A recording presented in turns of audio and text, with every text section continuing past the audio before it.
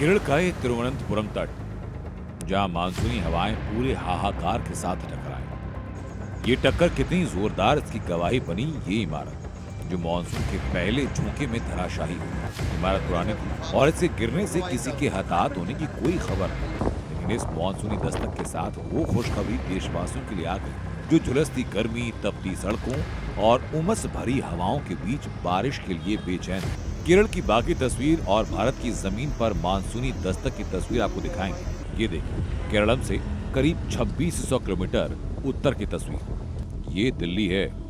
गुरुवार दोपहर आसमान में उमड़ते काले बादल, तेज हवाओं का शोर ऐसा दृश्य पेश कर रहा था मानो दिल्ली में मानसून ने दस्तक दे दी। लेकिन ठहरिए, दिल्ली की बारिश का मानसून से कोई लेना देना नहीं। अभी दिल्ली समेत उत्तर भारत में मानसून के दस्तक देने में वक्त है।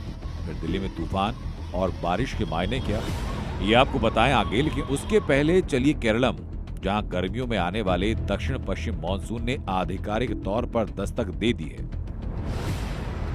इस दस्तक के साथ ही भारत में बारिश के सबसे बड़े मौसम की शुरुआत हो चुकी है। इसकी पुष्टि करते हुए मौसम विभाग ने कहा कि 4 से 9 जून के बीच केरल में भारी से बहुत भारी बारिश हो सकती है। तिरुवनंतपुरम समेत 8 जिलों में ऑरेंज अलर्ट जारी किया। कई इलाकों में 7 से 20 सेंटीमीटर तक बारिश होने का अनुमान है। मानसून अब तेजी से आगे बढ़ेगा और देश के अन्य हिस्सों को कवर करेगा। उत्तर भारत, मध्य भारत और दक्षिण भारत के कई क्षेत्रों में तेज हवाओं और गरज चमक के साथ बारिश का अलर्ट जारी किया गया। तो मानसून केरल पर पहुंच चुका है। यूजुअली 1 जून को पहुंचता है और 4 दिन की थोड़ी सी देरी हुई है। उसका कारण यह है कि जो 3 क्राइटेरिया होते हैं, 3 से 4 क्राइटेरिया, वो पूरे नहीं हो पा रहे थे। पश्चिमी हवाएं होनी चाहिए, 12,000 फीट तक पश्चिमी लगातार हवा चलनी चाहिए। आउटगोइंग लॉन्ग वेव रेडिएशन जो है वो 2000 से कम होना चाहिए केरल के आसपास के इलाकों में।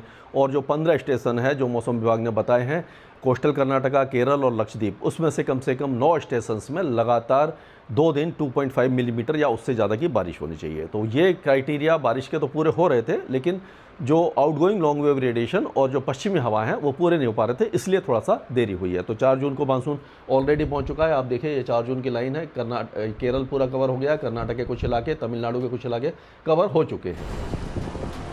हर साल की तरह इस बार भी मानसून की एंट्री सिर्फ मौसम की खबर नहीं, बल्कि करोड़ों किसानों, व्यापारियों और आम लोगों के लिए राहत और उम्मीद का संकेत है। खेतों से लेकर शहरों तक नजरें अब बारिश के अगले दौर पर हैं। मौसम वैज्ञानिकों का कहना है कि आने वाले दिनों में मानसून तेजी से आगे बढ़ेगा और देश के बड़े हिस्से में इसका असर दिखेगा। मानसून की एंट्री को किसानों और देश की अर्थव्यवस्था के लिए बेहद अहम माना जाता है। पिछले दिनों जब मौसम विभाग ने मानसून में देरी की बात कही तो इसका असर शेयर बाजार पर दिखा। लेकिन अब देश में हीट वेव खत्म होने के ऐलान के बाद ये दूसरी अच्छी खबर है। मानसून की दस्तक के साथ अब छाता और रेनकोट निकालने का समय आ चुका है।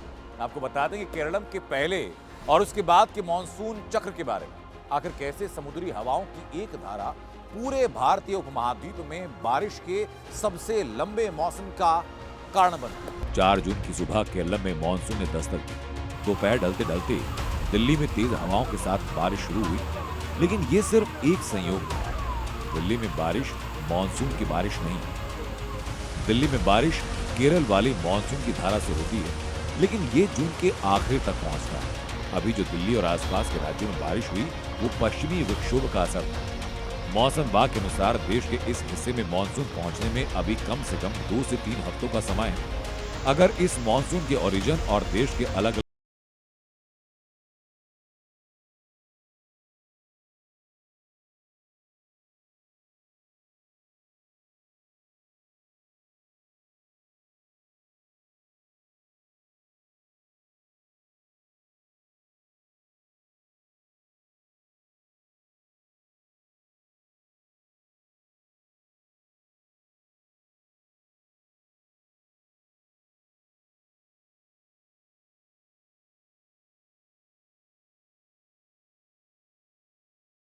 दूसरा, बंगाल की खाड़ी की धारा। ये धारा उत्तर पूर्व भारत और म्यांमार की ओर आगे बढ़ती है। गारो, खासी और जयंतिया पहाड़ियों से टकराकर इन इलाकों में जैसे मौसिन राम और चेरापूंजी में दुनिया की सबसे ज्यादा बारिश करवाती है। उसके बाद ये धारा गंगा के मैदान के समानांतर मुड़कर उत्तर पश्चिम भारत की ओर बढ़ती है।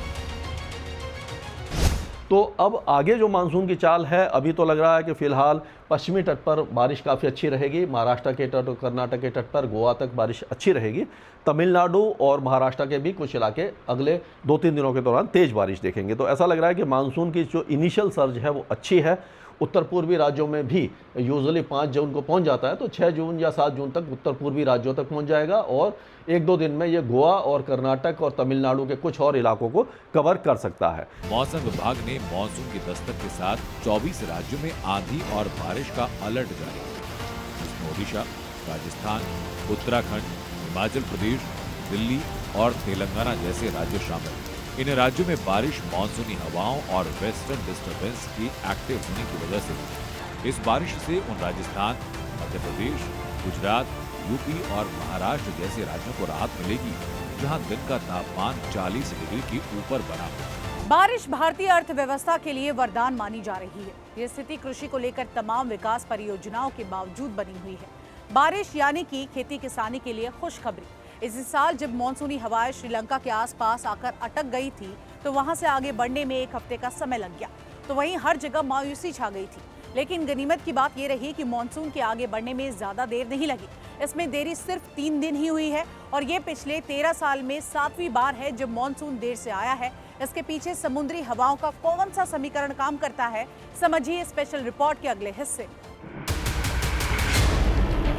जैसे भारत का मौसम विभाग पूरे उपमहाद्वीप में गर्मी, बरसात और पूरे मौसमी बदलाव पर नजर रखता है, उसी तरह दुनिया के मौसमी बदलावों पर नजर रखने वाला संगठन है WMO, यानी विश्व मौसम विज्ञान संगठन। 2026 के लिए WMO की रिपोर्ट में बेहद चौंकाने वाला खुलासा हुआ। इस रिपोर्ट में कहा गया कि प्रशांत महासागर में अल नीनो की स्थितियां तेजी से बन रही हैं। वैज्ञानिकों के पूर्वानुमान के मॉडल बताते हैं कि साल 2026 में आने वाला ये अल नीनो सामान्य नहीं होगा, बल्कि इसके मध्य से बहुत मजबूत होने की आशंका है।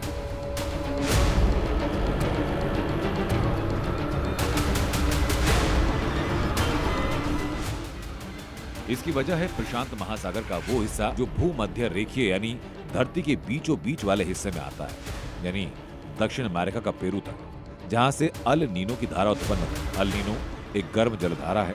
इसके पानी का असामान्य रूप से गर्म होना इस संकट को और बढ़ा रहा है। WMO की तरह प्रशांत महासागर पर पैनी नजर रखने वाली अमेरिका की मौसम एजेंसी नोवा यानी national oceanic and atmospheric administration की नई रिपोर्ट भी बेहद डराने वाली है।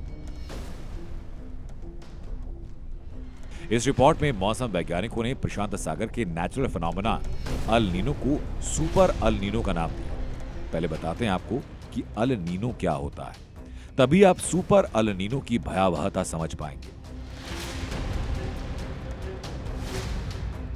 ये प्रशांत महासागर के सतह के तापमान से जुड़ी भौगोलिक घटना है। प्रशांत का तापमान बढ़ता है तो नमी वाली हवाएं कमजोर होती हैं।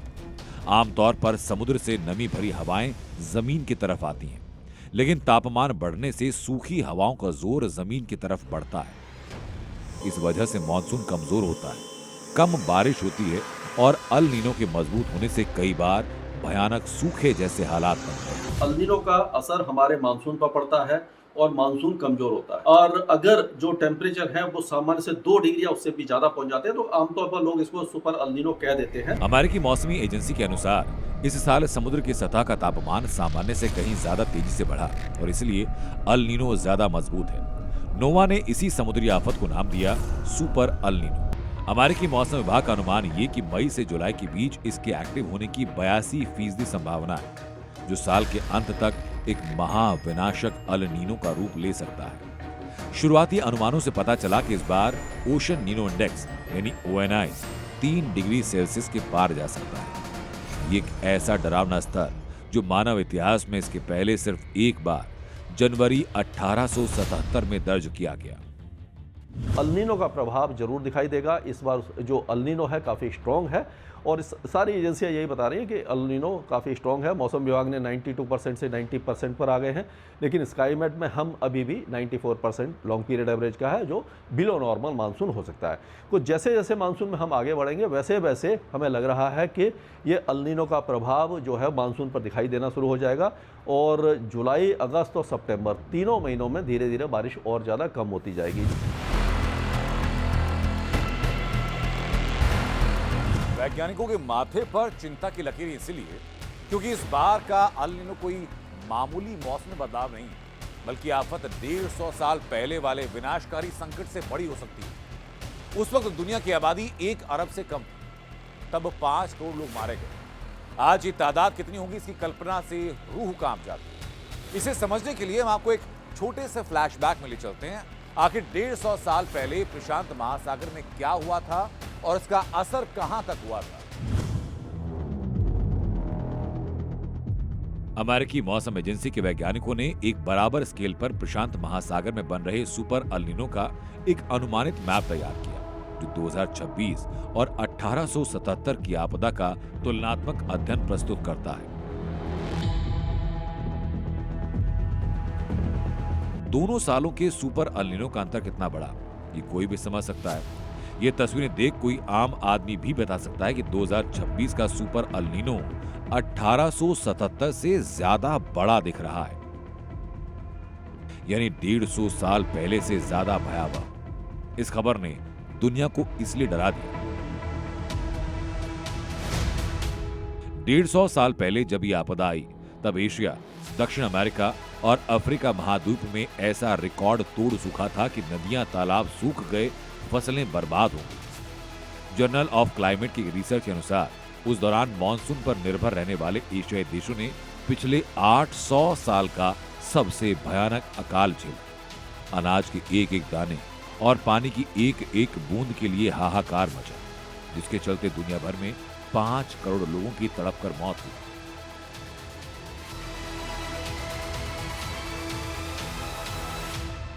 जो सुपर अल नीनो हुआ था उसके कारण फेमाइन हुआ था, कई देशों में अकाल पड़ा था और कम से कम 4 करोड़ लोगों की जान चली गई। इस बार सबसे ज्यादा डराने वाली बात यह कि हमारी धरती पहले ही ज्यादा गर्म हो चुकी है। जबकि 150 साल पहले जब ये तबाही आई तब पृथ्वी आज के मुकाबले काफी ठंडी, लेकिन आज के औद्योगिकरण, बढ़ते प्रदूषण, इसकी वजह से पैदा हुए ग्लोबल वार्मिंग ने हालात पहले से नाजुक कर 150 साल में धरती का तापमान लगभग 1.4 डिग्री सेंटीग्रेड बढ़ चुका। अभी पिछले दिनों ही विश्व मौसम विज्ञान संगठन की रिपोर्ट आई, जिसमें साल 2024 को इतिहास का सबसे गर्म साल बताया गया। इसके पीछे वजह बताई गई ग्रीन हाउस गैसेज और अल नीनो के प्रभाव। सोचिए, पहले से उबल रही धरती पर इतिहास का सबसे शक्तिशाली सुपर अल नीनो दस्तक देगा, तो गर्मी और तबाही का क्या मंजर होगा।